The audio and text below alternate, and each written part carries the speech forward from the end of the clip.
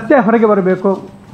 ಯಾರಾದರೂ ಕೂಡ ತಪ್ಪು ಮಾಡಿದವರು ಎಷ್ಟೇ ಪ್ರಭಾವಿ ಆದರೂ ಕೂಡ ಅದರ ಹಿಂದಿರುವ ಶಕ್ತಿಗಳು ಹೊರಗೆ ಬಂದು ಶಿಕ್ಷೆ ಆಗಬೇಕು. ಫೈನಾನ್ಸು, ದೇವಸ್ಥಾನದ ಇತಿಹಾಸ, ಆದಾಯ, ಆಸ್ತಿ, ಕಾರ್ಮಿಕರಿಗೆ ವಂಚನೆ, ಸೌಜನ್ಯ ಕೊಲೆ ಮತ್ತು ಇತರ ಆತ್ಮಹತ್ಯೆ ಇತ್ಯಾದಿ ಮಹಿಳಾ ದೌರ್ಜನ್ಯ, ಬೆಳ್ತಂಗಡಿ ಸಮಾಜ ಮಂದಿರ ನಾಶ, ಭೂ ಕಬಳಿಕೆ, ರೂಟ್ಸತ್ ಸತ್ಯ ಇತಿಹಾಸ, ಹೆಗ್ಗಡೆ ವಾದಿ ಪ್ರತಿವಾದಿಯಾಗಿರುವ 334 ಕೋರ್ಟ್ ಕೇಸುಗಳು, ಇದಿಷ್ಟು ಕೂಡ ಇದರಲ್ಲಿ ಒಳಪಟ್ಟಿದೆ. ಇದರಲ್ಲಿ ಧರ್ಮಸ್ಥಳ ದೇವಸ್ಥಾನದ 4671 ಎಕರೆ ಭೂಮಿ ಶ್ರೀ ಕ್ಷೇತ್ರ ಧರ್ಮಸ್ಥಳದ ಪರಂಪರೆಯ ಆಸ್ತಿ ಅಂತ ಇರುವಂಥದ್ದನ್ನು 1974ನೇ ಇಸವಿಯಲ್ಲಿ ಭೂ ಸುಧಾರಣೆ ಕಾಯ್ದೆ ಬಂದಾಗ ಅವರು ನೆಲ್ಯಾಡಿ ಬೀಡು ಅವಿಭಕ್ತ ಹೆಗ್ಗಡೆ ಕುಟುಂಬದ ಆಸ್ತಿ ಅಂತ ಡಿಕ್ಲರೇಷನನ್ನು ಕೊಟ್ಟು, ಆಮೇಲೆ ಅದು 2012ರಲ್ಲಿ ಬೆಳ್ತಂಗಡಿ ಭೂನ್ಯಾಯ ಮಂಡಳಿಯಲ್ಲಿ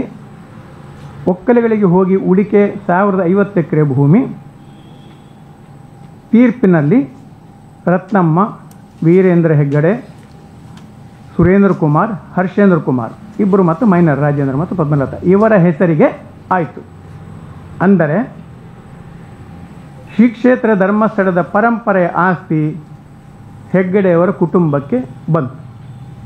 ಈಗ ಅಷ್ಟೂ ಕೂಡ ಹೆಗ್ಗಡೆಯ ಕುಟುಂಬದ್ದಾಗಿದೆ, ಕ್ಷೇತ್ರದ ಆಸ್ತಿ ಮಾತ್ರ ಅಲ್ಲ. ಈ ಸರ್ವೆ ನಂಬರ್ಗಳ ಪೈಕಿ ಮಂಜುನಾಥ ಸ್ವಾಮಿ ದೇವಸ್ಥಾನದ ಅಡಿಸ್ಥಳವಾಗಿರುವಂಥ 1 ಎಕರೆ 72 ಸೆಂಟ್ಸೂ ಕೂಡ ವೀರೇಂದ್ರ ಹೆಗ್ಗಡೆಯವರ ಖಾಸಗಿ ಹೆಸರಿನಲ್ಲಿದೆ. 3 ಎಕರೆ 90 ಸೆಂಟ್ಸೂ ಕೂಡ ಅಣ್ಣಪ್ಪ ಬೆಟ್ಟ ಹೆಗ್ಗಡೆಯವರ ಖಾಸಗಿ ಸ್ಥಳದಲ್ಲಿ ಇದೆ. ಇದು ಒಂದು ಬಹಳ ದೊಡ್ಡ ಭೂ ಅಪರಾಧವೂ ಕೂಡ ಆಗಿದೆ. ಹರ್ಷೇಂದ್ರ ಕುಮಾರ್ ಭೂರಹಿತ ಬಡವ ಅಂತ ಸರ್ಕಾರಕ್ಕೆ ಅರ್ಜಿಯನ್ನು ಕೊಟ್ಟು 7 ಎಕರೆ 59 ಸೆಂಟ್ಸ್ನ ದರಖಾಸ್ತನ್ನು ಪಡೆದರು. ಇದರ ವಿರುದ್ಧವಾಗಿ ನಾವು ದೂರು ಸಲ್ಲಿಸಿ ತನಿಖೆಯಾಗಿ ವಿಚಾರಣೆಯಾಗಿ ಇತ್ತೀಚೆಗೆ ಅವರು ಭೂರಹಿತರಲ್ಲ, ಬಡವರಲ್ಲ ಅಂತ ಹೇಳಿಕೊಂಡು ಕಂಡುಕೊಂಡು ಪುತ್ತೂರಿನ ಅಸಿಸ್ಟೆಂಟ್ ಕಮಿಷನರ್ ಅವರು ಅದನ್ನು ಸರ್ಕಾರಕ್ಕೆ ವಾಪಸ್ ಪಡೆಯುವಂಥ ಆದೇಶ ಮಾಡಿದ್ದಾರೆ, ಅಪೀಲ್ ಮಾಡಿದ್ದಾರೆ ಟೆಕ್ನಿಕಲ್ ಆಗಿ. ಆದರೆ ಭೂರಹಿತ ಬಡವ ಅಂತ ಹೇಳಿ ಹೆಗ್ಗಡೆಯವರ ತಮ್ಮ, ಅದು ಕೂಡ ಹೆಗ್ಗಡೆಯವರ ಒಪ್ಪಿಗೆಯೊಂದಿಗೆ ಮಾಡಿರುವಂಥದ್ದು ನೈತಿಕವಾಗಿಯೂ ಕೂಡ ಎಷ್ಟು ಸರಿ, ಕಾನೂನಾತ್ಮಕವಾಗಿ ಅದರಲ್ಲಿ ಯಾವುದೇ ರೀತಿಯಲ್ಲಿ ಇದಿಲ್ಲ. ಆದೇಶ ಆಗಿದ್ರೂ ಕೂಡ ಹೈಕೋರ್ಟ್ಗೆ ಹೋಗಿ ಬಂದಿರುವಂಥದ್ದು, ಅದು ಅಪೀಲ್ ಕೂಡ ಮಾಡಿದ್ದಾರೆ ಈಗ. ಸೊ ಇದು ಈ ಒಂದು ಅವರ ಅಕ್ರಮ. ನಾವು ಧರ್ಮಸ್ಥಳದ ಪಕ್ಕದಲ್ಲಿ ನೋಡಿರ್ಬೋದು ಪ್ರಕೃತಿ ಚಿಕಿತ್ಸಾಲಯ ಇದೆ. ಆ ಪ್ರಕೃತಿ ಚಿಕಿತ್ಸಾಲಯ ಯಾಕಾಗಿ ಕೊಟ್ಟಿರುವಂಥದ್ದು, ಅದರ ಅಡಿಸ್ಥಳ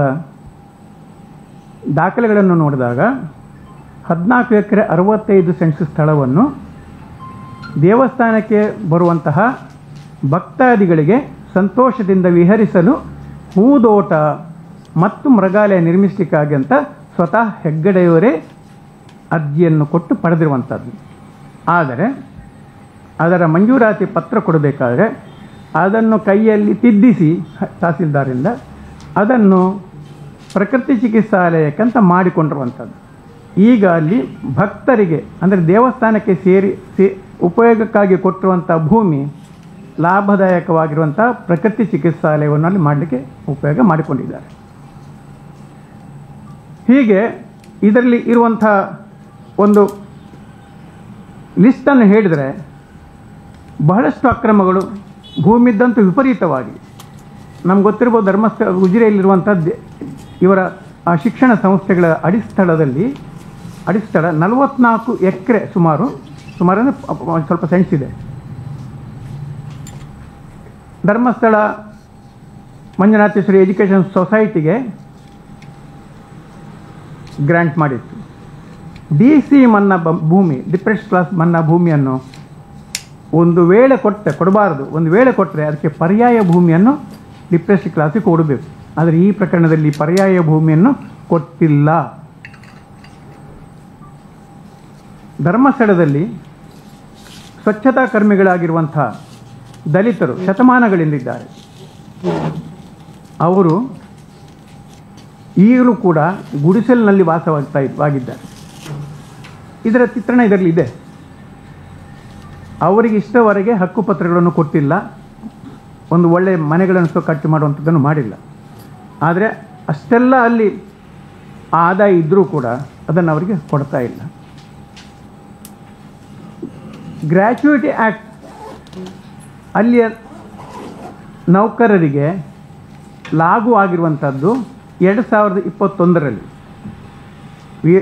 ರಂಜನ್ ರಾವ್ ಯಡೂರರು ದೂರನ್ನು ಕೊಟ್ಟು 2015 ನಿರಂತರವಾಗಿ ಅದನ್ನು ಫಾಲೋಅಪ್ ಮಾಡ್ತಾ ಬಂದದ್ರಿಂದ ಅವರ Shantivana trust, SCM education society, STM education trust, SKDIDP trust, SKDIDP BC trust, Dharmotthana trust ಇವೆಲ್ಲದೂ ಕೂಡ ಗ್ರ್ಯಾಚ್ಯುಯಿಟಿ ಆ್ಯಕ್ಟ್ ಪ್ರಕಾರ ನೋಂದಣಿಯಾದದ್ದು 21ನೇ ಇಸ್ವಿಯಲ್ಲಿ ದಾಖಲೆ ಇದೆ. ಅದರ ಹಿಂದೆ ಎಲ್ಲವೂ ಕೂಡ 106 ಕೋಟಿ ರೂಪಾಯಿ ಕೂಡ ವಂಚನೆ ನೌಕರಿಗೆ ಆಗಿರುವಂಥ. ಹೆಗ್ಗಡೆಯವರು ಕೂಡ ಕಾನೂನಿಗೆ ಅತೀತರಲ್ಲ, ಮೊಣಕಾಲು ಊರಬೇಕಾಗ್ತದೆ ಹೇಳುವಂಥ ಪ್ರಕರಣಗಳೆಲ್ಲ ಅದರಲ್ಲೇ ಇದೆ. ಇನ್ನೊಂದು ಬಹಳ ಬಹಳ ಮುಖ್ಯವಾದ ಒಂದು ವಿಷಯ, ಧರ್ಮಸ್ಥಳ ದೇವಸ್ಥಾನದ ಹೆಸರು ಏನು ಅಂತ ಕೇಳಿದ್ರೆ ಶ್ರೀ ಮಂಜುನಾಥ ಸ್ವಾಮಿ ದೇವಸ್ಥಾನ ಅಂತ ಹೇಳ್ತಾರೆ, ಅಥವಾ ಶ್ರೀ ಕ್ಷೇತ್ರ ಧರ್ಮಸ್ಥಳ ಅಂತ ಹೇಳ್ತಾರೆ. ಆದರೆ ಲೀಗಲಿ ಕಾನೂನು ಪ್ರಕಾರ ಅವರು ಆ ದೇವಸ್ಥಾನಕ್ಕೆ ಕೊಟ್ಟ ಹೆಸರು ಎಂಥದ್ದು? The institution at Dharmasthala. This is the official name. ಈ ಪ್ರಕಾರ ಅವರು ಇನ್ಕಮ್ ಟ್ಯಾಕ್ಸ್ ಡಿಪಾರ್ಟ್ಮೆಂಟಿಗೆ ದೃಢಪತ್ರವನ್ನು ಕೊಟ್ಟು 100% ಟ್ಯಾಕ್ಸ್ ಎಕ್ಸಂಪ್ಷನನ್ನು ತಗೊಂಡಿದ್ದಾರೆ. ಇದರ ವಿವರವು ಕೂಡ ಇದರಲ್ಲಿ ಇದೆ. ಅಂದರೆ ಇವರು ತನ್ನ ಅನುಕೂಲಕ್ಕೆ ತಕ್ಕಂತೆ ಆ ಹೆಸರುಗಳನ್ನು ಮಾಡುವಂಥ ಅಗತ್ಯ ಏನಿದೆ? ಎರಡನೇದ್ದು, ಅಲ್ಲಿ ಒಂದು ಆದಾಯಕರ ವಿನಾಯಿತಿಯನ್ನು ಅವರು ಪಡಿಬೇಕು ಅಂತೇಳಿ ಆದರೆ ಅದು ಸಾರ್ವಜನಿಕ ಆಗಿರಬೇಕು. ಖಾಸಗಿಯವರಿಗೆ ನಿಮ್ಗೆ ಇನ್ಕಮ್ ಟ್ಯಾಕ್ಸ್ ಎಕ್ಸಂಪ್ಷನನ್ನು ಕೊಡುವುದಿಲ್ಲ. 30% + 3% ಕಟ್ಟಬೇಕಾಗ್ತದೆ ಟ್ಯಾಕ್ಸ್. ಇವರು ಅಲ್ಲಿ ಅದನ್ನು ಪಬ್ಲಿಕ್ ಟೆಂಪಲ್ ಅಂತ ಹೇಳಿ ದೃಢಪತ್ರ ಕೊಟ್ಟಿದ್ದಾರೆ. ಆದ್ದರಿಂದ ಅದು 100% ಎಕ್ಸಂಪ್ಷನ್ ಸಿಕ್ಕಿರುವಂಥದ್ದು. ಒಂದು ಪಬ್ಲಿಕ್ ಟೆಂಪಲ್ ಆಯಿತು ಅಂತೇಳಿ ಆದರೆ ಅವರಿಗೆ ಅಲ್ಲಿ ಬರುವಂಥ ಆದಾಯ ಎಷ್ಟು, ಖರ್ಚು ಎಷ್ಟು, ಆ ದೇವಸ್ಥಾನದ ಆಸ್ತಿ ಎಷ್ಟು ಇರುವಂಥ ಕೊಡುವ ಒಂದು ಬದ್ಧತೆ ಇರಬೇಕೋ ಬೇಡ? ಸಾರ್ವಜನಿಕರ ಹಣ ಬರುವಂಥದ್ದಲ್ಲಿ ಕಾಣಿಕೆ ಮತ್ತು ದೇಣಿಗೆ ಎಲ್ಲವೂ ಕೂಡ ಪಬ್ಲಿಕ್ ಅಂತ ಹೇಳಿದ್ದೀರಿ ನೀವು. ಆದರೆ ಇಷ್ಟರವರೆಗೆ ಹೆಗ್ಗಡೆಯವರು ಅವರ ದೇವಸ್ಥಾನದ ಆದಾಯ, ಖರ್ಚು, ಆಸ್ತಿ ಹೇಳಿಲ್ಲ, ಹೇಳ್ತಾನೂ ಇಲ್ಲ. ಮಾಹಿತಕ್ಕನಲ್ಲಿ ಕೇಳಿದರೆ ಇನ್ಕಮ್ ಟ್ಯಾಕ್ಸ್ ಡಿಪಾರ್ಟ್ಮೆಂಟ್ಗೆ ಅದಕ್ಕೆ ಬೇರೆ ಏನೇನೋ ಅಡ್ಡಿಗಳನ್ನು ಹೇಳ್ಕೊಂಡು ಅದನ್ನು ಕೊಡದಿರುವ ಹಾಗೆ ಮಾಡ್ತಾರೆ. ಯಾಕೆ ಗೌಪ್ಯತೆ? ಹಣ ಏನಾಗ್ತದೆ? ಅದಕ್ಕೆ ನಾವು ಆಗಲೇ ಹೇಳಿದ ಹಾಗೆ ಭೂ ಹಗರಣಗಳು, ಅಪರಾಧಗಳು 2-2.5 ಸಾವಿರ ಎಕರೆಯಷ್ಟು ಇದೆ. 200 ಎಕರೆಯಷ್ಟು ಅವರಿಗೆ ಅನುದಾನ ಸರ್ಕಾರ ಕೊಟ್ಟದ್ದಿದೆ, ಅದು ಕೂಡ ದುರುಪಯೋಗ ಆಗಿದೆ. ಧರ್ಮಸ್ಥಳ ಗ್ರಾಮದಲ್ಲಿ ಸುಮಾರು 300 ಎಕರೆಯಷ್ಟು ಅತಿಕ್ರಮಣ ಮಾಡಿರುವಂಥದ್ದಿದೆ. ಬೇಲಿ ಹಾಕದೇ ಅತಿಕ್ರಮಣಗಳಿದೆ ಅಲ್ಲಿ. ಬೆಂಗಳೂರಿನಲ್ಲಿ ಯಲಹಂಕದಲ್ಲಿ 36 ಎಕರೆ, ನಾಗಮಂಗಲದಲ್ಲಿ ಅದರ ವಿರುದ್ಧ ನಮ್ಮ ರಾಘವೇಂದ್ರಾಚಾರ್ಯರು ಹೋರಾಟ ಮಾಡ್ತಿದ್ದಾರೆ.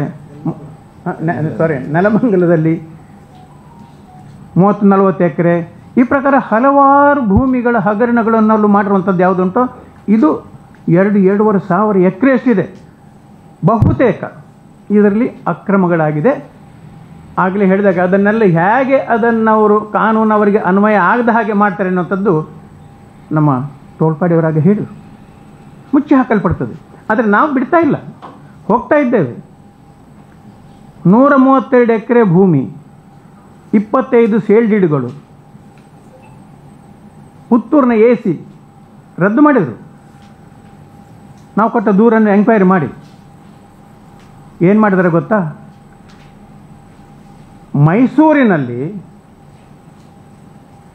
ಅಲ್ಲಿ ಅಸಿಸ್ಟೆಂಟ್ ಕಮಿಷನರ್ ಮೈಸೂರಿನಲ್ಲಿ ಕೃಷಿ ಭೂಮಿಯನ್ನು ತೆಗೆದುಕೊಳ್ಳಲಿಕ್ಕೆ ಒಂದು ಅನುಮತಿಯನ್ನು ಇವರು ಕೇಳಿದ ಪ್ರಕಾರ SDM ಎಜುಕೇಷನ್ ಸೊಸೈಟಿಗೆ ಕೊಡ್ತಾರೆ. ಮೈಸೂರಿನಲ್ಲಿ ಅವರ ಜುರಿಸ್ಟಿಕ್ಷನ್ ಇರುವಂಥದ್ದು ಅಸಿಸ್ಟೆಂಟ್ ಕಮಿಷನರ್ಗೆ ಮೈಸೂರು ಸಬ್ ಡಿವಿಷನ್ ಉಪವಿಭಾಗಾಧಿಕಾರಿ ಉಪವಿಭಾಗ. ಆದರೆ ಅವರು 93ರಲ್ಲಿ ಪಡೆದ ಈ ಒಂದು ಅನುಮತಿ ಯಾನೆ ಆದೇಶವನ್ನು ಇಟ್ಕೊಂಡು 2007ರಲ್ಲಿ ಬೆಳ್ತಂಗಡಿ ಸಬ್ ರಿಜಿಸ್ಟ್ರಾರ್ ಆಫೀಸ್ನಲ್ಲಿ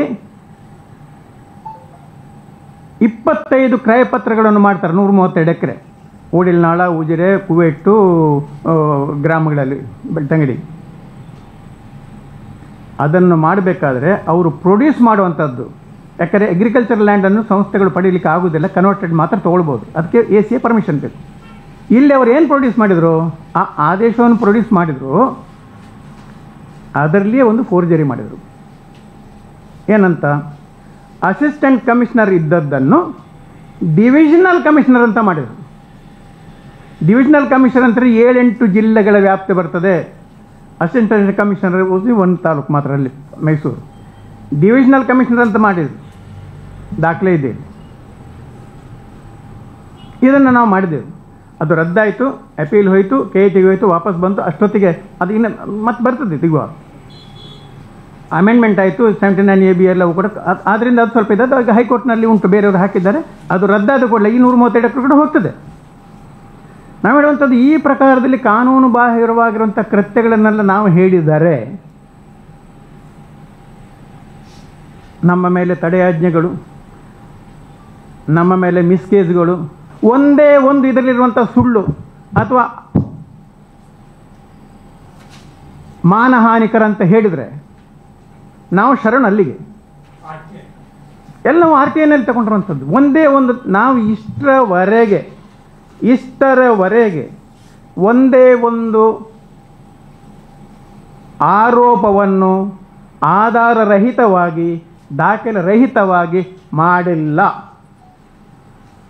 ಇವರಿಗೆ ಇದನ್ನು ಮತ್ತು 100 ಪ್ರಶ್ನೆಗಳು ಅಂತ ಹೇಳುವಂಥದ್ದನ್ನು ಕೂಡ ಬೈ ರಿಜಿಸ್ಟರ್ಡ್ ಪೋಸ್ಟ್ ಅವರಿಗೆ ಕಳಿಸಿ ಅವರಿಗೆ ಹೇಳಿದ್ದೇವೆ. ನೀವು ಸಾರ್ವಜನಿಕ, ಇಲ್ಲೇ ಉಂಟು ರಿಜಿಸ್ಟರ್ಡ್ ಪೋಸ್ಟ್ ಅಕ್ನಾಲಜ್ಮೆಂಟ್ ಕಳಿಸಿದ್ದೇವೆ. ನೀವು ಏರ್ಪಡಿಸಿ ಧರ್ಮಸ್ಥಳದಲ್ಲಿ ನಿಮ್ಮ ಧರ್ಮಪೀಠದ ಎದುರೇ ಏರ್ಪಡಿಸಿ ನಾವು ಬರ್ತೇವೆ. ಒಂದು ಕೂಡ ಎಲ್ಲ ಅಲ್ಲ, ಒಂದು ನಾವು ಹೇಳಿದ್ದು ಸುಳ್ಳಾದರೂ ಕೂಡ ನಿಮ್ಮ ಕಾಲಿಗೆ ಬಿದ್ದು ಶರಣು ಮಾಡ್ತೇವೆ, ನೀವು ಹೇಳಿದ ಶಿಕ್ಷೆಗೆ ನಾವು ಬದ್ಧರಾಗಿದ್ದೇವೆ ಅಂತ ಹೇಳಿದ್ದೇವೆ. ಕಾಗೋಡು ತಿಮ್ಮಪ್ಪರವರು 2016ರಲ್ಲಿ ಅವರ ಸ್ವಂತ ಕೈಬರಹದಲ್ಲಿ ಬರೆದಿರುವಂಥದ್ದು, ಸಮಗ್ರವಾಗಿ ಪರಿಶೀಲನೆ ನಡೆಸಿ ವರದಿ ಸಲ್ಲಿಸಬೇಕು ಅಂತ ತಿಳ್ಕೊಂಡು DC ಅವರಿಗೆ ಬರೆದಿರುವಂಥ ಸ್ವಂತ ಕಾಗೋಡು ತಿಮ್ಮಪ್ಪರು ಮಿನಿಸ್ಟ್ರು. ಅದಕ್ಕೆ ಉತ್ತರ ಕೊಟ್ಟಿರುವಂಥ 16 ಕಾನೂನುಗಳು. ಹೌದು ಹೌದು. ಇನ್ನೊಂದು ನಾನು ಆಗ ನಡುವಿನಲ್ಲಿ ಹೇಳಲಿಕ್ಕೆ ಬಹಳ ಮುಖ್ಯ, ಇತ್ತೀಚೆಗೆ ಬಂದಿರುವಂಥದ್ದನ್ನು ಹೇಳುವಂಥದ್ದು.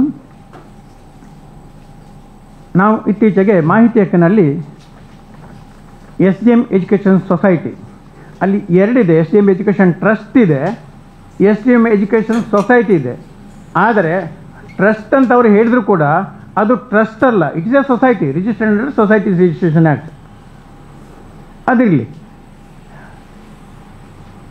ಈ ಸೊಸೈಟಿ ಅಂಡರ್ನಲ್ಲಿ ಇರುವಂಥ ಎಜುಕೇಷನ್ ಇನ್ಸ್ಟಿಟ್ಯೂಷನ್ಗಳಲ್ಲಿ, ಅದರಲ್ಲಿ ಮುಖ್ಯವಾಗಿ ಉಜಿರೆ ಕಾಲೇಜಿನಲ್ಲಿ ಕಾಲೇಜ್ ಎಜುಕೇಷನ್ ಕಮಿಷನರ್ಗೆ ನಾವು ಬರೆದಿರುವಂಥದ್ದು, ಕಾನೂನು ಪ್ರಕಾರ ಬೋಧಕ ಮತ್ತು ಬೋಧಕೇತರ ಸಿಬ್ಬಂದಿಗಳಿಗೆ ನೇಮಕವನ್ನು ಅಲ್ಲಿ 18% ಕೊಡಲೇಬೇಕು, ಮಸ್ಟ್.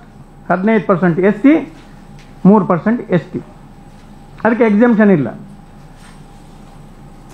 ಆದರೆ ನಮಗೆ ಮಾಹಿತಿ ಹಕ್ಕಿನಲ್ಲಿ ನಾವು ಬರೆದಾಗ ನಮಗೆ ಸಿಕ್ಕಿರುವಂಥದ್ದು 31/3/25 ಬೋಧಕ ಹುದ್ದೆಗಳಿಗೆ ನೇಮಕಾತಿ ಮಾಡಲಾದ ಪರಿಶಿಷ್ಟ ಜಾತಿ ಮತ್ತು ಪರಿಶಿಷ್ಟ ಪಂಗಡದ ಅಭ್ಯರ್ಥಿಗಳ ವಿವರ. ಬೋಧಕರು 1, ಬೋಧಕೇತರರು 4. ಅದು ನಂತರ ಈಗ ಎಷ್ಟಿದ್ದಾರೆ ಅಂತ ಕೇಳಿದಾಗ ಈಗ ಪ್ರಕೃತ ಬೋಧಕೇತರರು 1 ಅಟೆಂಡರ್ ಅಷ್ಟೇ. ಅಂದರೆ ಇನ್ನು ಹೈಸ್ಕೂಲಿದ್ದು ಬೇರೆ ಇದೆ, ಇಲ್ಲಿದೆ. 18% ನೇಮಕ ಮಾಡಿರುವಂಥದ್ದು ಮಾಡದೆ ಬೇರೆಯವರನ್ನು ನೇಮಕ ಮಾಡಿ SC STಗಳು ಮಾಡದೆ, ಅದು ಬಹಳ ದೊಡ್ಡವಾದ ಒಂದು ಅಟ್ರಾಸಿಟಿ ಕೇಸ್ನಲ್ಲಿ ಕೂಡ ಅದು ಬರುವಂಥದ್ದು ಅಂತ ಹೇಳ್ಕೊಂಡು ಕಾನೂನು ತಜ್ಞರು ಹೇಳಿದ್ದಾರೆ. ಅದರ ಸಮಗ್ರ ವಿವರ ಇನ್ನೂ ಕೂಡ ನಾವು ಫಾಲೋಅಪ್ ಮಾಡ್ತಾ ಇದ್ದೇವೆ. ಆದರೆ ಇಷ್ಟು ವರ್ಷಗಳಿಂದ ದಲಿತರಿಗೆ ಮಾಡಿರುವಂಥ ಅನ್ಯಾಯ ಎಷ್ಟಾಗಿರ್ಬೋದು. ಇನ್ನೊಂದು, ಇದು ಕಾಲೇಜಿದ್ದಾಯಿತು, ಹೈಸ್ಕೂಲಿದ್ದು ನಮಗೆ ಬರಲಿಕ್ಕೆ ಬಾಕಿ ಇದೆ. ಹೈಸ್ಕೂಲಿದ್ದು ಕೊಡ್ತಾ ಇಲ್ಲ. ಕೊಡ್ತಾ ಇಲ್ಲ ಯಾಕಂತ ನಮ್ಗೆ ಗೊತ್ತು, ನಮಗೆ ಬರಬೇಕಲ್ಲ ನೆಕ್ಸ್ಟ್ ಸ್ಟೆಪ್ಪಿಗೆ ಹೋಗಲಿಕ್ಕೆ. ಕೊಡ್ತಾ ಇಲ್ಲ ಯಾಕಂತ ಗೊತ್ತು. ಹೈಸ್ಕೂಲ್ ಇದ್ದು ಕೂಡ ನಮಗೆ ಸಿಕ್ಕಿದ ನಂತರ ನಾವು ಅದಕ್ಕೆ ಅಫಿಷಿಯಲ್ ಫೋರಮ್ನಲ್ಲಿ ಎಲ್ಲಿ ಹೋಗಬೇಕೋ ಅದಕ್ಕೆ ನಾವು ಹೋಗುವಂಥದ್ದಕ್ಕೆ ತಯಾರು ಮಾಡ್ತಾ ಇದ್ದೇವೆ. ಅಮಿತ್ ಶಾಗೆ ಹೇಳಿದ ವಿಷಯಗಳಲ್ಲಿ ಒಂದು ವಿಷಯ ಇದು.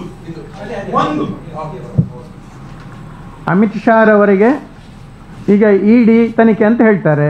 ಇಡಿ ತನಿಖೆಗೆ ಯಾವುದು ಒಳಪಡ್ತದೋ ಅದನ್ನು ಮಾಡಿ. ಇಡಿ ತನಿಖೆ ಅಂತ ಹೇಳಿದ್ರೆ ಈಗ ಅಲ್ಲಿ ದೇವಸ್ಥಾನದ ಆದಾಯದ ವಿಷಯ, ಇಷ್ಟರವರೆಗೆ ಅವರು ಆದಾಯವನ್ನು ಡಿಸ್ಕ್ಲೋಸ್ ಮಾಡಿಲ್ಲ. ಹಣದ ಬಗ್ಗೆ ತನಿಖೆ ಆಗಬೇಕು ಬೇಡ? ಹಾಗಾದ್ರೆ ಇತ್ತೀಚೆಗೆ ನಾನು ನೋಡ್ತಾ ಇದ್ದೇನೆ, ಎಲ್ಲರ ಮೇಲೆ ಆರೋಪ ಆಗ್ತಾ ಇದೆ ಫಾರಿನ್ ಇಂದ ಹಣ ಬರುವಂತದ್ದು.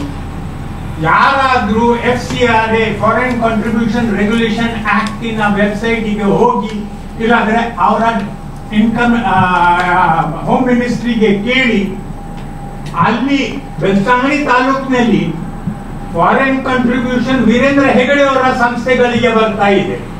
ಒಂದು SIT ಈಗ ಫಾರ್ಮ್ ಆಗಿರುವಂಥದ್ದು ಆ ಪರ್ಟಿಕ್ಯುಲರ್ ಪರ್ಪಸ್ಸಿಗೆ. ಇನ್ನೊಂದು SIT ಸ್ಟೇಟ್ ಗೌರ್ಮೆಂಟ್ ಮಾಡಬೇಕಾಗಿರುವಂಥದ್ದು ಸ್ಟೇಟ್ ಗೌರ್ಮೆಂಟ್ನ ಅಂಡರ್ನಲ್ಲಿ ಇರುವಂಥ ಡಿಪಾರ್ಟ್ಮೆಂಟ್ಗೆ ಭೂಮಿದ್ದು ಮತ್ತು ಬಾಕಿದ್ದೆಲ್ಲ ಬರುವಂಥದ್ದು ಯಾವುದೆಲ್ಲ ಉಂಟು ಅದಕ್ಕೆ ಸಂಬಂಧಪಟ್ಟದ್ದನ್ನು ಇಟ್ಕೊಂಡು ನಾವು ಇದಕ್ಕಾಗಿ ಒಂದು SIT ಮಾಡಬೇಕು ಅಂತಕೊಂಡು ನಾವೀಗ ಡಿಮಾಂಡನ್ನು ಇಡ್ತೇವೆ. ಒಂದು ಆಯೋಗ, ಒಂದು ಕಮಿಷನ್, ಹೌದು ಕಮಿಷನ್, ಸೆಂಟ್ರಲ್ SIT ಆಗ್ಬೇಕಂತ ಹೇಳ್ತಾ ಇಲ್ಲ ನಾವು, ಅವರು ತನಿಖೆಯನ್ನು ಮಾಡ್ಬೇಕಂತ ಹೇಳ್ತೇವೆ. ಅವರ ಕನ್ಸರ್ನ್ಡ್ ಯಾವುದು ಡಿಪಾರ್ಟ್ಮೆಂಟಿಗೆ ಬರ್ತದೆ, ಇಡಿಯೋ ಇನ್ನೊಂದು ಆ ಪ್ರಕಾರ ಸ್ಟೇಟಿಗೆ SIT ಮಾಡಲೇಬೇಕಂತ ಹೇಳ್ತಾ ಅಥವಾ ಆಯೋಗ ಕಮಿಷನ್. ಈಗ ಯಾವುದು SIT ಆಗಿದೆ ಅದಕ್ಕೆ ಒಂದು ಪರ್ಟಿಕ್ಯುಲರ್ ಇನ್ಸಿಡೆಂಟ್, ಒಂದು ಪರ್ಟಿಕ್ಯುಲರ್ ಕೇಸು, ಒಂದು ಪರ್ಟಿಕ್ಯುಲರ್ ಕಂಪ್ಲೇಂಟಿನ ಮೇಲೇನೆ ಮಾಡಿದ್ದಾರೆ. ನಾವು ಏನು ಹೇಳ್ತಾ ಇದ್ದೀವಿ ಅಂದ್ರೆ, ನಾವು ಸ್ಟೇಟ್ ಗವರ್ಮೆಂಟ್ ಹತ್ರ ಸಹ ಇದನ್ನು ಮಾಡುವಂತಹದ್ದು. ಈಗಾಗಲೇ ನಾವು ಹೇಳುವಂತಹದ್ದು ಇದು ಡಾಕ್ಯುಮೆಂಟೇಶನ್ ಆಗಿ ಇಕಾನಮಿಕ್ ಕ್ರೈಮ್ಸ್ ಇವು. ಈ ಇಕಾನಮಿಕ್ ಕ್ರೈಮ್ಸ್ಗಳು ಯಾಕಂದ್ರೆ ಪ್ರಾವಿಡೆಂಟ್ ಫಂಡ್ ಕೊಡ್ತಾ ಇಲ್ಲ, ಗ್ರಾಚ್ಯುಟಿ ಕೊಡ್ತಾ ಇಲ್ಲ, ST SC ಇವರಿಗೆ ಕೆಲಸವನ್ನು ಕೊಡ್ತಾ ಇಲ್ಲ, ದೇವಸ್ಥಾನದ ಹಣವನ್ನು ಮಿಸ್ಯೂಸ್ ಮಾಡಿದ್ದಾರೆ, ದೇವಸ್ಥಾನದ ಜಾಗೆಯನ್ನು ಮಿಸ್ಯೂಸ್ ಮಾಡಿದ್ದಾರೆ. ಅದು ಲ್ಯಾಂಡ್ ಗ್ರಾಬಿಂಗ್ ಆಕ್ಟಿಗೆ ಬರ್ತದೆ, ಲ್ಯಾಂಡ್ ರೆವಿನ್ಯೂ ಆಕ್ಟಿಗೆ ಸಹ ಬರ್ತದೆ. ಈ ಎಲ್ಲಾ ವಿಷಯಗಳನ್ನು ಅವರು ಎನ್ಕ್ವೈರ್ ಮಾಡಬೇಕು. ಈ ವಿಷಯದಲ್ಲಿ ಪದೇ ಪದೇ ಸರ್ಕಾರವೇ ಇನ್ವೆಸ್ಟಿಗೇಷನ್ ಆಗಬೇಕು, ಎನ್ಕ್ವೈರಿ ಆಗಬೇಕು ಹೇಳಿದ್ರು ಸಹ ಮಾಡ್ತಾ ಇಲ್ಲ. ನಿಮಗೆ ಕೊಟ್ಟ ಡಾಕ್ಯುಮೆಂಟ್ ನಲ್ಲಿ ಮೂರು ಎನ್ಕ್ವೈರಿ ಆರ್ಡರ್ಸ್ ಇದೆ. ಒಂದು ಚೀಫ್ ಮಿನಿಸ್ಟರ್ 1/1/2014, ಇನ್ನೊಂದು ಆವಾಗಿನ ರೆವಿನ್ಯೂ ಮಿನಿಸ್ಟರ್ ಶ್ರೀನಿವಾಸ್ ಪ್ರಸಾದ್ ರದ್ದು 2013 ನವೆಂಬರ್, ಮತ್ತೆ ಇನ್ನೊಂದು ಕಾಗೋಡು ತಿಮ್ಮಪ್ಪದ್ದು ಯಾವುದು ತೋರಿಸಿದ್ದಾರೆ ಅದು 2016. ಎಲ್ಲ ವಿಷಯದಲ್ಲಿ ಸರ್ಕಾರವೇ ತನಿಖೆ ಆಗಬೇಕು ಅಂತ ಹೇಳಿ ಮತ್ತೆ ಅದನ್ನು ಅಕ್ನಾಲೇಜ್ಮೆಂಟ್ ಮಾಡಿದ್ದಾರೆ. ಯಾಕಂದ್ರೆ ಮೊದಲಿನ complaint was given by the MLA Belthangady. Vasanth ಬಂಗೇರರು ಮಿನಿಸ್ಟ್ರಿಗೆ, ಚೀಫ್ ಮಿನಿಸ್ಟ್ರಿಗೆ ಕೊಟ್ಟಾಗ ಚೀಫ್ ಮಿನಿಸ್ಟ್ರು ಆ ತನಿಖೆ ಆಗಬೇಕು ಅಂತ ಹೇಳಿದ ಆರ್ಡರಿನ ಕಾಪಿ ಆ ಪುಸ್ತಕದಲ್ಲಿ ಇದೆ. ಆದರೆ ಈ 13 ವರ್ಷದಲ್ಲಿ ಈ ಎನ್ಕ್ವೈರಿ ಆಗ್ತಾ ಇಲ್ಲ, ಆಗೋದಿಲ್ಲ. ಇದಕ್ಕೆ ಉತ್ತರ ಯಾರು ಕೊಡಬೇಕು? ಇಮಿಡಿಯೇಟ್ಲಿ ನಿಮ್ಗೆ ಆಕ್ಸೆಸಬಲ್ DC. ಇಷ್ಟುವರೆಗೆ ಅವರು ಉತ್ತರ ಕೊಟ್ಟಿದ್ದಾರೆ, ರಿಪೋರ್ಟ್ ಅನ್ನು ಕಳಿಸಿದ್ದಾರೆ, ಅದರ ಕಾಪಿಯನ್ನು ಒಂದೊಂದು ನೀವು ತಗೊಳ್ಬಹುದು, ಕೊಡ್ಲಿ ಅವರು. 13 ವರ್ಷದಲ್ಲಿ ಇವತ್ತಿಗೆ ಸಹ ಎನ್ಕ್ವೈರಿ ಆಗ್ತಾ ಇಲ್ಲ. ಮತ್ತೆ ಕೋರ್ಟ್ ನಲ್ಲಿ ನೇರವಾಗಿ ಯಾವ ಭೂಮಿಯನ್ನು ಅವ್ರದ್ದು ಕುಟುಂಬದ ಅಂತ ಹೇಳಿದ್ದಾರೆ.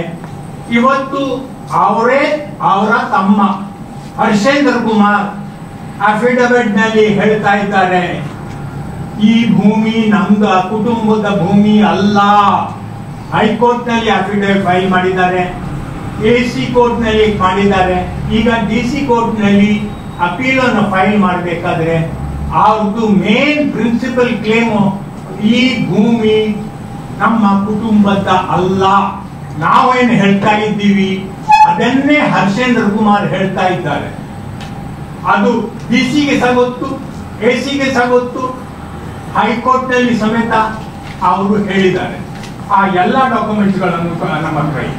ಚೀಫ್ ಮಿನಿಸ್ಟರ್ನ ಆರ್ಡರ್ ಅನ್ನು ಡಿಸಿ ಪಾಲನೆ ಮಾಡ್ತಾ ಇಲ್ಲ ಅಂತ ಒಂದು ಆಶ್ಚರ್ಯಕರನಿಗೆ ಇದನ್ನು ಏನಂತ ಹೇಳಬೇಕು ಅಂತ. What kind of conspiracy is this? Order ಮಾಡಿದ ನಂತರ ಎನ್ಕ್ವೈರಿ ಆಗಬೇಕು. ಆ ಎನ್ಕ್ವೈರಿಯ ಫೈಂಡಿಂಗ್ಸ್ ನ ಮೇಲೆ ನಾವು ಮಾಡಬಹುದು. ದೇವಸ್ಥಾನದ ಭೂಮಿ ದೇವಸ್ಥಾನದ ದೇವರ ಹೆಸರಿನಲ್ಲಿ ಇರಬೇಕು ಅಂತ ಸುಪ್ರೀಂ ಕೋರ್ಟ್ ಹೇಳ್ತದೆ. ಅದನ್ನು ಇವತ್ತಿಗೆ ಸಹ ಅವರು ಮಾಡ್ತಾ ಇಲ್ಲ. ಅವರು ಹೇಳಿದಾರಲ್ಲ RTC ಎಲ್ಲ ಇದನ್ನು ಸಹ ವೀರೇಂದ್ರ ಹೆಗಡೆ ಅವರ ಹೆಸರಿನಲ್ಲಿ in violation of the supreme court. Dharmasthala Manjunatha Swamy ದೇವಸ್ಥಾನವನ್ನು ಅವರು ದ ಇನ್ಸ್ಟಿಟ್ಯೂಷನ್ ಎಟ್ ಧರ್ಮಸ್ಥಳ ಅಂತ ರಿಜಿಸ್ಟರ್ ಮಾಡಿದ್ದಾರೆ. ಕರ್ನಾಟಕ ಹಿಂದೂ ಧಾರ್ಮಿಕ ದತ್ತಿ ಕಾಯ್ದೆಯ ಪ್ರಕಾರ ಸಾರ್ವಜನಿಕರಿಂದ ಕಾಣಿಕೆ ಮತ್ತು ದೇಣಿಗೆ ತೆಗೆದುವಂಥ ಯಾವುದೇ ದೇವಸ್ಥಾನ ಧಾರ್ಮಿಕ ಕೇಂದ್ರ ಇದ್ದರೂ ಕೂಡ ಅದು ಸಾರ್ವಜನಿಕ ಅಂತ ಇದೆ ಡೆಫಿನೇಷನ್. ಆ ಪ್ರಕಾರ ರಾಜ್ಯ ಸರ್ಕಾರ ಕಮಿಷನರ್ ಧಾರ್ಮಿಕ ದತ್ತಿದ್ದು ಸುತ್ತೋಲೆಯನ್ನು ಕಳಿಸಿದ್ದಾರೆ ಮತ್ತು ಅದರಲ್ಲಿ ವಿವರಗಳೆಲ್ಲ ಇದೆ. ಎಲ್ಲ ಸಾರ್ವಜನಿಕ ದೇವಸ್ಥಾನವನ್ನು ಕಡ್ಡಾಯವಾಗಿ ಧಾರ್ಮಿಕ ದತ್ತಿ ಇಲಾಖೆಯ ಸೆಕ್ಷನ್ 53 ಪ್ರಕಾರ ನೋಂದಣಿ ಮಾಡಬೇಕು ಅಂತ. ಅದಕ್ಕೊಂದು ಫಾರ್ಮ್ಯಾಟ್ ಕೂಡ ಇದೆ. ದೇವಸ್ಥಾನದ ಹೆಸರು, ಟ್ರಸ್ಟಿಗಳು, ಆದಾಯ ಎಷ್ಟು, ಖರ್ಚು, ಒಂದು ಫಾರ್ಮ್ಯಾಟ್. ಇದರ ಅರ್ಥ ಅದು ಸರ್ಕಾರಕ್ಕೆ ಹೋಯಿತು, ಮುಜರಾಯಿ ಇಲಾಖೆಗೆ ಹೋಯಿತು ಅಂತಲ್ಲ. ಅವರು ಆ ಫಾರ್ಮ್ಯಾಟ್ನಲ್ಲಿ ಅದನ್ನು ಕೊಟ್ಟಾದ ನಂತರ ಮುಜರಾಯಿ ಇಲಾಖೆಯಿಂದ ಕಮಿಷನರು ಅದಕ್ಕೊಂದು ಸರ್ಟಿಫಿಕೇಟನ್ನು ಕೊಡ್ತಾರೆ ಅಷ್ಟು. ಇದ್ರ ನೋಂದಣಿ ಆಗಿದೆ ಅಂತ ಸೆಕ್ಷನ್ 53 ಪ್ರಕಾರ. ಆಗ ಏನಾಗ್ತದೆ ಅಂತ ಹೇಳಿದ್ರೆ ವರ್ಷಕ್ಕೊಂದ್ಸಲ ಅವರು ಆಡಿಟೆಡ್ ಲೆಕ್ಕಪತ್ರವನ್ನು ಸಬ್ಮಿಟ್ ಮಾಡಬೇಕಾಗ್ತದೆ. ಅದು ನಮಗೂ ಕೂಡ ಸಾರ್ವಜನಿಕರು ಕೂಡ ಮಾಹಿತಿ ಹಕ್ಕಿನಲ್ಲಿ ಅದನ್ನು ತಗೊಳ್ಳಿಕ್ಕೆ ಆಗ್ತದೆ. ಈಗ ನಮಗೆ ತಗೊಳ್ಳಿಕ್ಕೆ ಆಗ್ತಾ ಇಲ್ಲ. ಈಗ ಇವರು ಇದನ್ನು ಸಾರ್ವಜನಿಕವಾಗಿ ಇರುವಂಥ ಇವರು ವ್ಯಕ್ತಿ, ಪಾರದರ್ಶಕತೆಯನ್ನು ಬೋಧನೆ ಮಾಡುತ್ತಿರುವಂಥ ವ್ಯಕ್ತಿ, ಒಬ್ಬರು ಲೋಕಸಭಾ ಸದಸ್ಯರು, ರಾಜ್ಯಸಭಾ ಸದಸ್ಯರಾಗಿರುವಂಥವರು, ಇತರರಿಗೆ ಮಾದರಿಯಾಗಿರುವಂಥವರು, ಅವರೇ ಸ್ವತಃ ಅದನ್ನು ನೋಂದಣಿ ಮಾಡಬೇಕಾಗಿತ್ತು. ಮತ್ತು ಆ್ಯಕ್ಟ್ನಲ್ಲಿ ಇರೋದು ಕೂಡ ಹಾಗೆ, ಅವರು ನೋಂದಣಿ ಮಾಡದೆ ಹೋದರೆ ಜಿಲ್ಲಾಧಿಕಾರಿಯಿಂದ ಮಾಡಿಸ್ಬೇಕಂತಿರುವಂಥದ್ದು. ಈಗ ಕಮಿಷನರ್ ಇತ್ತೀಚೆಗೆ ಕಳಿಸಿದ ಪ್ರಕಾರ ನಾವು ಮಾಹಿತಿ ಹಕ್ಕಿನಲ್ಲಿ ಕೇಳಿದೆವು, ಧರ್ಮಸ್ಥಳ ಮಂಜುನಾಥ ಸ್ವಾಮಿ ದೇವಸ್ಥಾನದ ನೋಂದಣಿಗೆ ಏನು ಕ್ರಮ ತೆಗೆದುಕೊಂಡ್ರಂತ. ಅದನ್ನು ಸಹಾಯಕ ಆಯುಕ್ತರಿಗೆ ಕಳಿಸಿದ್ದೇವೆ ಅಂತ ಹೇಳಿ ಅವ್ರ ಹತ್ರ ಫಾಲೋ ಮಾಡಿದೆವು. ಅವರು ತಹಸೀಲ್ದಾರಿಗೆ ಪ್ರಸ್ತಾವನೆ ಕಳಿಸಿದ್ದೇವೆ ಅಂತ ಹೇಳಿದರು. ಅವ್ರು ತಹಸೀಲ್ದಾರ್ ಹತ್ರ ಕೇಳಿದೆವು, ಅದು ರೆವಿನ್ಯೂ ಹತ್ರ ಹೋಗಿದೆ ಅಂತ ಹೇಳಿದರು. ಈಗ ಎಲ್ಲಿಗೆ ಬಂತು ಅಂತ ಹೇಳಿದ್ರೆ ನಿಮಗೆ ಅದರಲ್ಲಿ ಕೊಟ್ಟಿದ್ದೇವಾಗ ಅವರು ಆಡಳಿತಾಧಿಕಾರಿ ಧರ್ಮಸ್ಥಳದ್ದು ಸೆಕ್ಷನ್ 53 ಪ್ರಕಾರ ಕೊಡಬೇಕಾದ ಮಾಹಿತಿಯನ್ನು ಕೊಡಲಿಕ್ಕೆ ನಿರಾಕರಿಸಿದರು ಅಂತ ಅದನ್ನೇ ರಿಪೋರ್ಟನ್ನು ಅವರು ಹಾಕಿದ್ರು ತಹಸೀಲ್ದಾರರು ಎಸಿಗೆ ರಿಪೋರ್ಟ್ ಹಾಕಿದರು. ಕಾಪಿ ಕಂಪ್ಲೇನೆಂಟ್ ನಾನಾದ್ದರಿಂದ ಕಂಪ್ಲೇನೆಂಟ್ ಅಲ್ಲ ಇದು ನನಗೆ ಹಾಕಿದರು ಅಧ್ಯಕ್ಷನಾಗಿ ಸೇರ್ತಷ್ಟೇ. ಕೂಡಲೇ ಸರ್ಕ್ಯುಲೇಟ್ ಆದ ಕೂಡಲೇ ಅದು ವಾಟ್ಸಪ್ನಲ್ಲಿ ಹೋದ ಕೂಡಲೇ ಅವರ ಗಮನಕ್ಕೆ ಬಂದ ಕೂಡಲೇ ನೆಕ್ಸ್ಟ್ ಡೇ ತಹಸೀಲ್ದಾರಿಗೆ ಅವರೊಂದು ಇಲ್ಲಿ ನೋಡಿ ಆಕ್ಷೇಪಣೆ ಯಾರು ಮಾಡಿದ್ದು ಆಕ್ಷೇಪಣೆ? ಈಗ ಇಷ್ಟರವರೆಗೆ ಅದನ್ನು ಯಾವಾಗಲೂ ಅಧಿಕೃತವಾಗಿ ಆ ಪ್ರಕಾರ ಹೇಳಿದ್ದವರು ಇದರಲ್ಲಿ ಆಕ್ಷೇಪಣೆದಾರರು ಶ್ರೀ ಕ್ಷೇತ್ರ ಧರ್ಮಸ್ಥಳದ ದ ಇನ್ಸ್ಟಿಟ್ಯೂಷನ್ ಅಟ್ ಧರ್ಮಸ್ಥಳ ಇದರ ಹೆಗ್ಗಡೆಯವರಾಗಿರ್ತಾರೆ. ಹೈಕೋರ್ಟಿಗೆ ಅವರು ಜಿ ವೀರೇಂದ್ರ ಹೆಗಡೆ ಧರ್ಮಾಧಿಕಾರಿ ದ ಇನ್ಸ್ಟಿಟ್ಯೂಷನ್ ಅಟ್ ಧರ್ಮಸ್ಥಳ ಹೆಸರನ್ನು ಉಪಯೋಗಿಸಿದ್ದಾರೆ. ನನ್ನ ಪಾಯಿಂಟ್ ಇಷ್ಟೇ, he is using that name, ನಾವಲ್ಲ. Section 1023C5 meant only for holy public temples. ಆ ಪ್ರೊವಿಷನ್ ನಲ್ಲಿ ಅವರು ತಗೊಂಡ income tax exemption central government ಇಂದ ಸ್ಟೇಟ್ ಗವರ್ಮೆಂಟಿಗೆ ಅವರ ಎಲ್ಲ ಹೇಳಿಕೆ ಬೇರೆ ಬೇರೆ ಹೇಳಿಕೆ ಇದೆ. ಅದು ಒಂದು ದೇವಸ್ಥಾನವೇ ಅಲ್ಲ ಅಂತ ಹೇಳಿದ್ದಾರೆ. ಕಾನೂನಿಗೆ ಲಗಾವಾಗೋದಿಲ್ಲ, ಯಾಕಂದ್ರೆ ಅದು ಜೈನ ಟೆಂಪಲ್ ಅಂತ ಹೇಳಿ ಹೇಳುವಂತದ್ದು ಅಫಿಡವಿಟ್ ಸುಪ್ರೀಂ ಕೋರ್ಟಿಗೆ ಕೊಟ್ಟಿದ್ದಾರೆ. 1023C5 ಎಕ್ಸೆಂಪ್ಷನ್ ಗ್ರಾಂಟ್ ಆದದ್ದು on an application from that sole trustee that it is a public temple. ಧರ್ಮ ಸಂರಕ್ಷಕರು ಭಯಂಕರ ಹೇಳ್ತಾ ಇದ್ದಾರೆ. ಈಗ ಸರ್ಕಾರಕ್ಕೆ ಹೋದ್ರೆ ಹಾಳಾಗ್ತದೆ. ಸರ್ಕಾರಕ್ಕೆ ಹೋಗೋ ಹುನ್ನಾರ ಸರ್ಕಾರದಲ್ಲ, ನೀವು ಅಕೌಂಟನ್ನು ಕೊಡ್ತಾ ಇಲ್ಲ ಅಂತ ಕೇಳ್ತಿರುವಂಥದ್ದು. ಧರ್ಮ ಸಂರಕ್ಷಕರು ದೇವಸ್ಥಾನದ ಹಣವನ್ನು ಧರ್ಮ ಸಂರಕ್ಷಕರು ಯಾಕೆ ಅದ್ರದ್ದು ಹಣ ಎಲ್ಲಿ ಹೋಗ್ತದೆ ಅಂತ ಯಾಕೆ ಕೇಳೋದಿಲ್ಲ? ಜಸ್ಟಿಸ್ ರಾಮಜೋಯಿಸಿನ ಕಮಿಟಿಯ ಆಧಾರದ ಮೇಲೆ section 53 was added in 2012 by the BJP government. ರಾಮಜೋಯಿಸರು RSSನವರು. ಇನ್ನೀಗ DC ಅವರು ಅದನ್ನು ಅದರಲ್ಲಿ ಹೇಳಿದಾಗೆ DC ಅವರು ಅದನ್ನು ಈಗ ಮಾಡಲೇಬೇಕು. ಮಾಡಬೇಕು ಎಲ್ಲಿವರೆಗೆ ಅಂತ ಹೇಳಿದ್ರೆ ಅದನ್ನು ಇವರೇ ಆ ಇನ್ಫಾರ್ಮೇಷನ್ಗಳನ್ನು ಬಾಕಿದ್ದನ್ನು ಫಾರ್ಮ್ಯಾಟ್ ಪ್ರಕಾರ ತಗೊಳ್ಳೋಂಥದ್ದು ಮಾಡುವ ಖರ್ಚನ್ನು ಕೂಡ ಆ ಆಡಳಿತಾಧಿಕಾರಿ ಮುಖಾಂತರವೇ ಆಡಳಿತದಿಂದಲೇ ತಗೊಳ್ಬೇಕಂತ ಸಮೇತ ಉಂಟು. ನಾವು ಮಾತನಾಡಿದ ಕೂಡಲೇ ನಮ್ಮ ಮೇಲೆ ಮಾನನಷ್ಟ ಅಂತ ಹೇಳ್ತಾರೆ. ನಾವು ಮಾತಾಡಿದೆ. ಈಗ ಇಲ್ಲಿ ಹೈಕೋರ್ಟ್ನ 2017 ಆರ್ಡರ್ ಇದೆ. ಯಾವುದರ ಬಗ್ಗೆ ಅದು? ಪ್ರಾವಿಡೆಂಟ್ ಫಂಡ್ ಕಮಿಷನರ್ ಅವರು ಧರ್ಮಸ್ಥಳದ ಆಡಳಿತಾಧಿಕಾರಿಗೆ ದ ಇನ್ಸ್ಟಿಟ್ಯೂಷನ್ ಎಟ್ ಧರ್ಮಸ್ಥಳ ನಿಮ್ಮ ಎಂಪ್ಲಾಯೀಸಿಗೆ ಪ್ರಾವಿಡೆಂಟ್ ಫಂಡನ್ನು ಕೊಡಬೇಕು ಅಂತ ಹೇಳ್ಕೊಂಡು ಹೇಳ್ತಾರೆ. ಯಾಕೆಂದರೆ 2015 ಎಕ್ಸೆಂಪ್ಷನ್ ಇತ್ತು ದೇವಸ್ಥಾನಗಳಿಗೆ, ಎಂಪ್ಲಾಯೀಸ್ಗಳಿಗೆ. ಅದು ವಿಡ್ರಾ ಆಯಿತು ಗೌರ್ಮೆಂಟಿದ್ದು. ಆ ಪ್ರಕಾರ ಹೇಳಿದ್ದಾರೆ. ಅದಕ್ಕೆ ಇವರು ಹೈಕೋರ್ಟಿಗೆ ಹೋಗ್ತಾರೆ. ಆ ನೋಟಿಸಿಗೆ ವಿರುದ್ಧವಾಗಿ ಹೈಕೋರ್ಟಿಗೆ ಹೋಗ್ತಾರೆ. ಹೈಕೋರ್ಟಿಗೆ ಹೋದಾಗ ಹೈಕೋರ್ಟ್ನಲ್ಲಿ ರಾಘವೇಂದ್ರ ಚೌಹಾಣ್ ಅಂತ ಇದು ವಾಗ್ದಾನ ಪುಸ್ತಕ ಇದರಲ್ಲಿ ಅದರಲ್ಲಿ ಅವರು ಏನು ಹೇಳ್ತಾರೆ ಅಂತ ಹೇಳಿದ್ರೆ, ಆರ್ಡರ್ ಇದೆ ಅದರಲ್ಲಿ.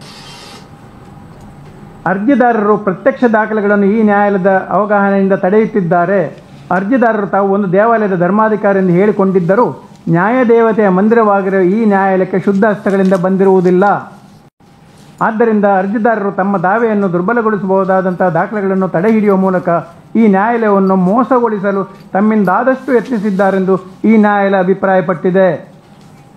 ಅರ್ಜಿದಾರರು ಶುದ್ಧ ಹಸ್ತಗಳಿಂದ ಈ ನ್ಯಾಯಾಲಯಕ್ಕೆ ಬಳಿಗೆ ಬಂದಿಲ್ಲವಾದ್ದರಿಂದ ಈ ಅರ್ಜಿಯ ಈ ಆಧಾರದಿಂದಲೇ ವಜಾಗೊಳ್ಳಲು ಯೋಗ್ಯವಾಗಿದೆ ಅಂತೇಳಿ ಡಿಸ್ಮಿಸ್ ಮಾಡ್ತಾರೆ. ಅಪೀಲ್ ಹೋದರೂ ಆ ವಾಕ್ಯಗಳನ್ನು ತೆಗಿಬೇಕಂತ ಪುನಃ ರಿಮಾಂಡ್ ಆಗಿದೆ. ಈಗ ಇದರ ಏನು ತೋರಿಸ್ತದೆ? ಮೊದಲನೇದು ಪ್ರಶ್ನೆ, ಒಂದು ನೈತಿಕ ಪ್ರಶ್ನೆ. ನಿಮ್ಮ ಹತ್ರ ಇಷ್ಟು ಹಣ ದೇವಸ್ಥಾನಕ್ಕೆ ಬರ್ತಾ ಉಂಟು, ಕೋಟಿಗಟ್ಟಲೆ. ನಿಮ್ಮ ದೇವಸ್ಥಾನದ ಎಂಪ್ಲಾಯೀಸ್ಗಳಿಗೆ ನಿಮಗೆ ಪ್ರಾವಿಡೆಂಟ್ ಫಂಡ್ ಆರ್ಡರ್ ಕೊಟ್ಟು ಮಾಡಬೇಕಾ? ಪ್ರಾವಿಡೆಂಟ್ ಫಂಡ್ ಕೊಡ್ಲಿಕ್ಕೆ ಆಗೋದಿಲ್ಲ ನಿಮಗೆ.